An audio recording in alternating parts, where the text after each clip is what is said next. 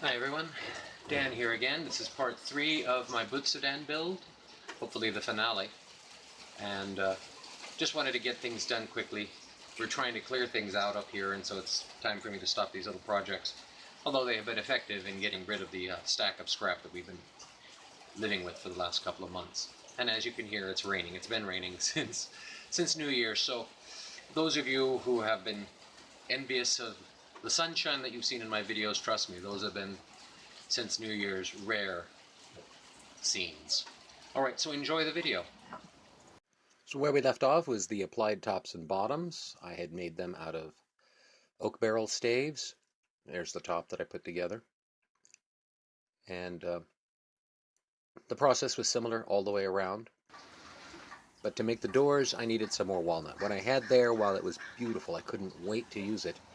It was about 13 centimeters, 130 millimeters short of what I needed.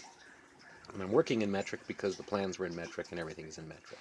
Well, then the rains came. I couldn't do a whole lot out there because gradually that would flood up.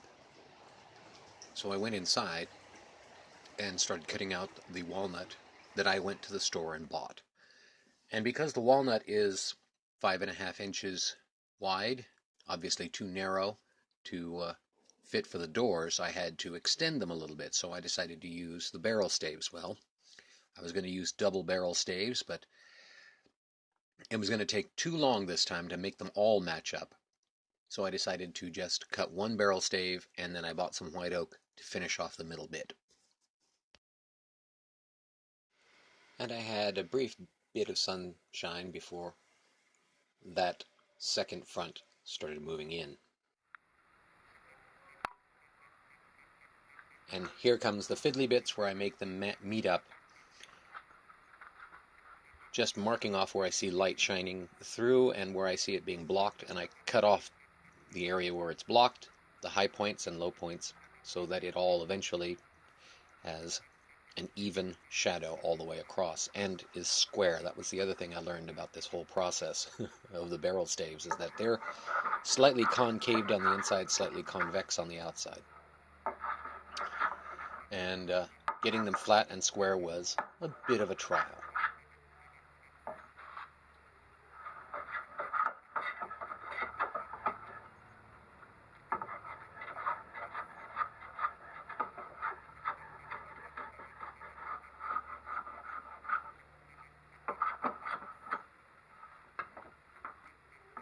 But I got that segment done pretty much just in time.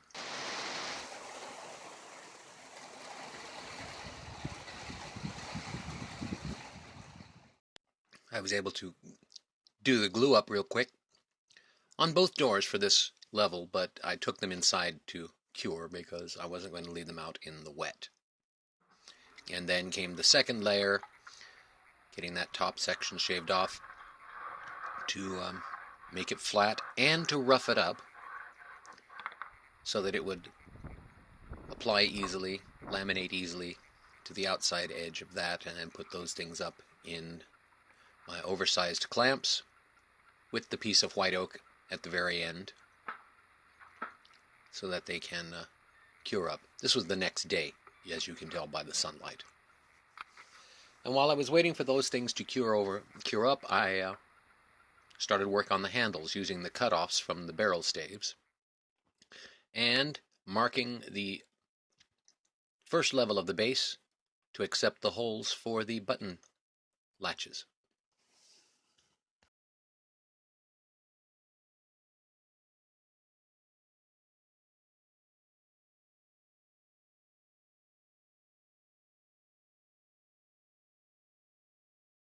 I had to make sure there that the center lines that I was drawing would not go past the round over on the top.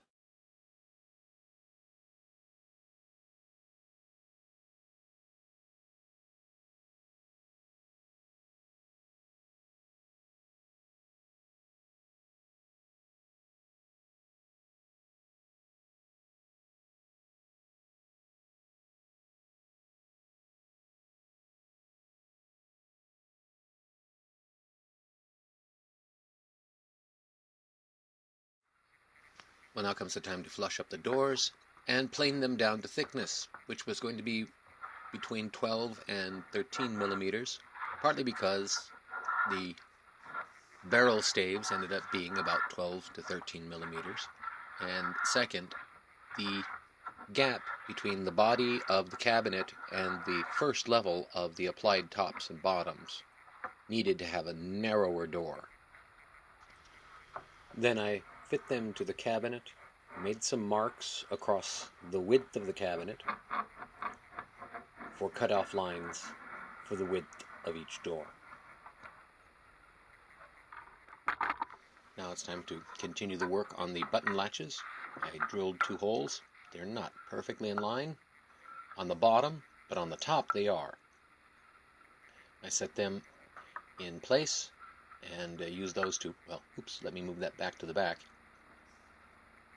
to mark the holes to go through for the buttons on the bottom. I decided to create a little cove underneath for those buttons. And then I drilled out the dowels for the wooden handles rather than using screws. And the only hinges that I had were these small cabinet hinges. They're not pretty, and they allow for a lot of error, but they also cause a lot of problems. The only real advantage to starting off with small hinges is if I want to, in the future, enlarge these hinges, I just have to enlarge the cove rather than try to make any other alterations. And yes, you can tell by the squeeze out that I still have some thicknessing to do in the middle. I'd already gotten the sides down to thickness, so I thought I'd get these things on there real quick so that I could actually finish up this video, and then I will go back, fully thickness that board, and get rid of that squeeze out. And cutting the mortises is just like cutting a mortise anywhere else. Only had to go down about 1/8 of an inch, which was roughly the depth of the primary bevel on that particular chisel. And of course I did this all 4 times. And there's the cabinet assembled but not fully finished off, and you can already see that there are some problems with the doors. That was caused by these hinges. The brass screws just broke off and I had to move things around a little bit, so I have to go back and fix that. But now it's time to apply the bottom. You saw before there that I was setting up punch marks, center punches on the dowel pins, getting them ready to go in the doors. I've already assembled the pins and put them together, and I'm just applying the base right now. If you look carefully, you'll also see that the applied top has already been taken care of.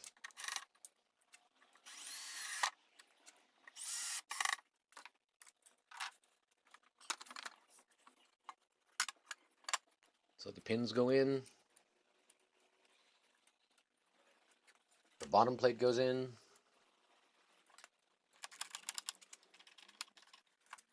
I used brass screws all the way around so that at no time would the tannins in the oak interact with steel. At least that was until I had to move things around. Now there's the hook. Again, another barrel stave that I just cut off. Then I glued on the handles.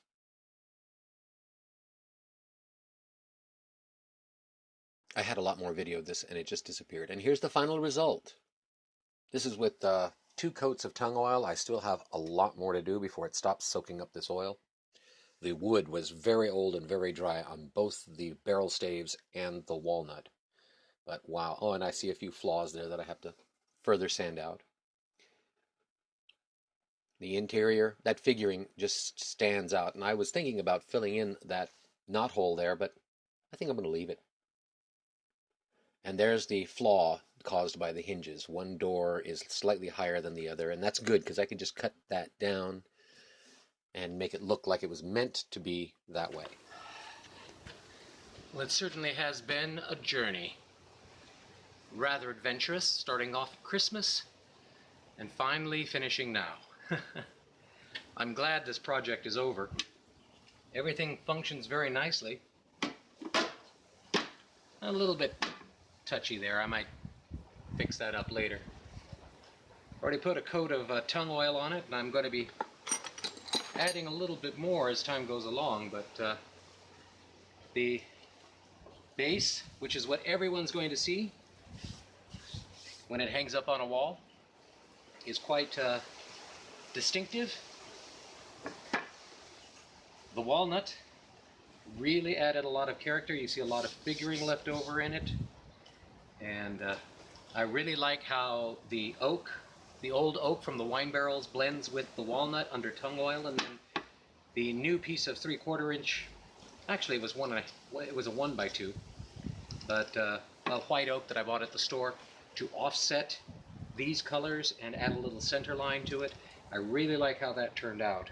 And though there are a few flaws, some glue up issues that I'm going to fix over time, in short, I'm very happy with this project, and I thank you, Mitch, for sending the plans and getting us going on this build along. I look forward to doing other projects too. However, it's the beginning of our spring to summer theater season, so my next videos are going to be about how I build for theater. Until then, have a great day.